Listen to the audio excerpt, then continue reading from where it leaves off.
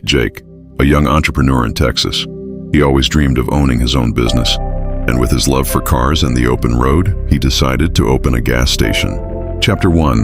The bright beginning. Jake found a prime location near a busy highway exit in Houston. He signed a lease and partnered with a major fuel brand, Shell, to ensure a steady supply of gasoline and loyal customers. Upside number 1. High traffic. High-revenue cars and trucks passed by all day, filling up at his pumps.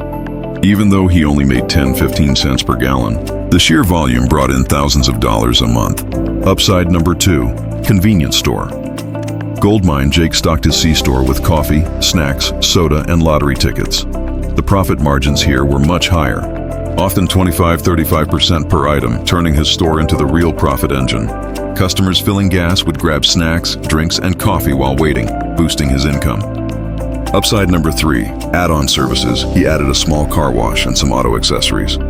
These high-margin items gave him extra revenue, sometimes 50% profit, and made his station stand out from competitors. Jake felt on top of the world. His gas station seemed like a golden ticket, and he imagined expanding to multiple locations. The unexpected downsides, but owning a gas station wasn't all smooth sailing. Jake soon realized the challenges hidden behind the pumps. Downside. 1. Thin fuel margins. Gasoline profits were razor thin. When crude oil prices jumped, his costs soared, but he couldn't raise prices too much without losing customers to the station across the street. Some months, he barely made $500 from fuel alone. Downside number 2. High operating costs. Utilities, employee wages, insurance, and taxes added up quickly. Gas stations are expensive to maintain, pumps need inspection, tanks require federal compliance checks, and the store must stay stocked. Downside number 3. Credit card fees. Most customers paid by card, and the 1-3% processing fee cut into his already small fuel profits. Downside number 4. Competition and location. Risks. A new competitor opened just a mile down the highway, with gas prices slightly lower and flashy promotions. Some of Jake's traffic dropped. He realized that location and competition could make or break profits. Downside to number 5. Seasonal fluctuations. Summer brought long holiday traffic and high sales. Winter slowed down commutes, and some months barely covered his fixed costs. Lessons learned. Jake quickly learned that success in gas stations comes from strategy, not just pumps. 1. Fuel is the traffic driver, not the main profit. 2. Convenience items, coffee, car washes, and lottery tickets are where the real money comes from. 3. Location is everything. Highway exits, high traffic, and areas with long commutes make a huge difference. 4. Diversify services. Truck stops, snacks, and auto services can stabilize revenue. 5. Plan for volatility. Crude oil price spikes, competition, and seasonal changes can hurt cash flow. Chapter 4. The bottom line. After 2 years, Jake's gas station became moderately profitable, earning around $80,000 a year net, mainly thanks to his C-store and car wash. He realized that while gasoline alone couldn't make him rich, a smart mix of services and products could make a gas station a steady and growing business. Jake's story shows the up and down of gas station profits. Up, steady traffic, high-margin store items, add-on services. Down, thin fuel margins, high operating costs, competition. Seasonal swings. Owning a gas station isn't a guaranteed fortune, but with the right location, strategy, and diversification, it can be a rewarding business.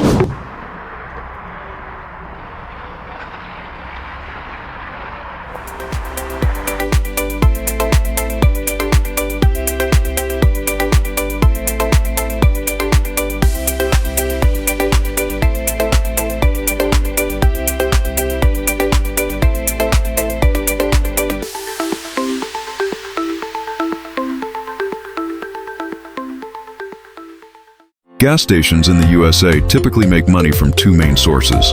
A. Fuel sales. Gasoline and diesel are the most obvious source. However, profit margins on fuel are very thin. The average profit per gallon is usually 10 to 15 cents, depending on location and wholesale prices.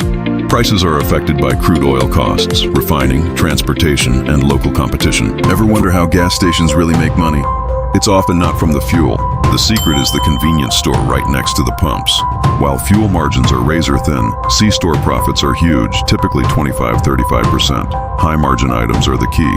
Think coffee, fountain drinks, snacks, and lottery tickets. Let's do the math. If a store sells $50,000 in a month, a 30% profit margin means $15,000 in pure profit. That's why these stores are so important. They make up for the low profits on gas. Additional services. Car washes have high margins, often 50% or more. Auto services like oil changes and minor repairs can add extra revenue. Some stations also earn from advertising on billboard space or through app-based loyalty programs. However, profit isn't just revenue. It depends on managing high costs. First, fuel costs. Gas stations buy fuel at wholesale prices and must adjust based on market fluctuations. Rent is another major cost, as stations on prime corners pay high rents or property taxes. Then there are labor costs for employees in the store and for maintenance. Utilities and maintenance for pumps and tanks also add up, including costs for federal and state compliance inspections. Most customers pay with cards, and stations pay 1-3% per transaction, which eats into thin fuel margins. Finally, due to high liability risk, insurance costs are significant, ranging from $5,000 to $20,000 per year.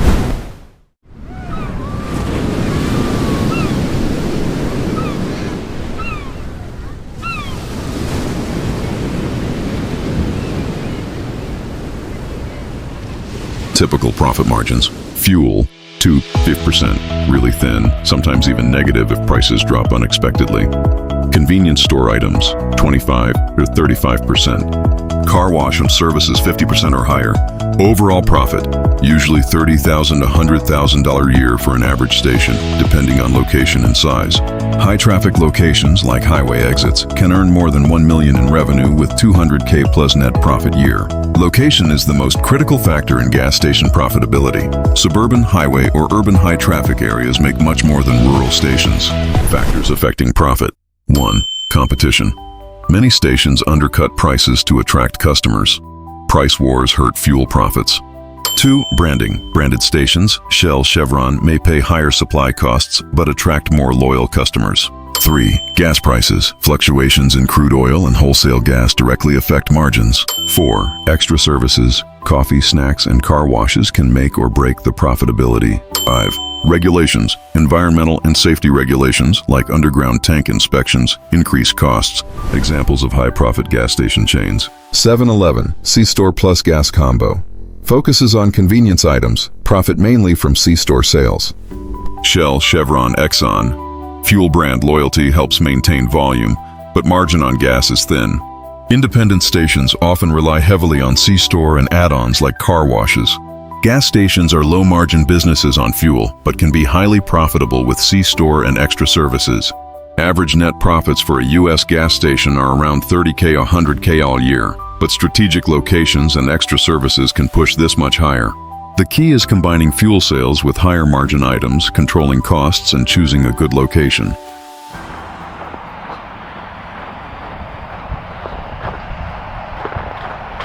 USA. The first purpose-built gas station in the United States opened in 1905 in St. Louis, Missouri. It was built by Sylvanus F. Bowser, who invented the first fuel pump in 1885. Originally, pumps were used for kerosene, but Bowser adapted them for gasoline as automobiles grew in popularity. How the first gas stations operated. 1. Sold gasoline in cans or pumped from barrels to early car owners. 2. Customers often brought their own containers initially. 3. Stations were small, often attached to general stores or livery stables, dealing with oil companies. Early stations often bought fuel directly from oil refiners like Standard Oil. There were no brand franchises yet. Independent station owners negotiated prices, sometimes buying in bulk for lower cost. Over time, oil companies started creating branded stations, Shell, Texaco, Mobil, to secure loyal customers and control the quality and price of gasoline. How gas stations buy fuel today. Modern stations do not refine oil themselves. They buy fuel from wholesalers or directly from oil companies. Deal types. 1. Branded franchise stations buy fuel from the brand, Shell, Chevron, at wholesale and pay royalties. In exchange, they use brand marketing and equipment. 2. Independent stations purchase fuel from local distributors or terminal operators. They often have more flexibility in pricing but less brand recognition. Stations often hedge fuel costs using contracts to avoid big losses when crude oil prices fluctuate.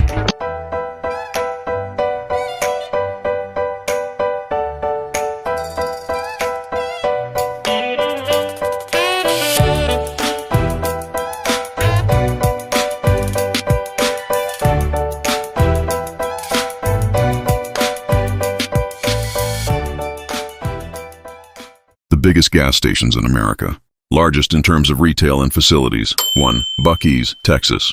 Buc-ee's is famous for being the biggest convenience store and gas station chain in the U.S. Locations can have over 100 fuel pumps and huge C-stores with snacks, food, and apparel. Average size 50,000, 75,000 SQFT for the store, with dozens of pumps. Highly profitable due to high volume traffic and diverse product offerings. 2. Pilot Flying J Chain, focused on truck stops and highway travelers. Offers fuel, restaurants, and rest areas. Large-scale operations with hundreds of pumps and often attached fast food chains. 3. Other notable big chains. Love's Travel Stops, highway truck stops with full services. Quick Trip, major presence in Midwest, combines fuel and convenience store with high volume. These large stations combine fuel sales, food, car services, and merchandise to maximize profits, much like the economics we discussed earlier.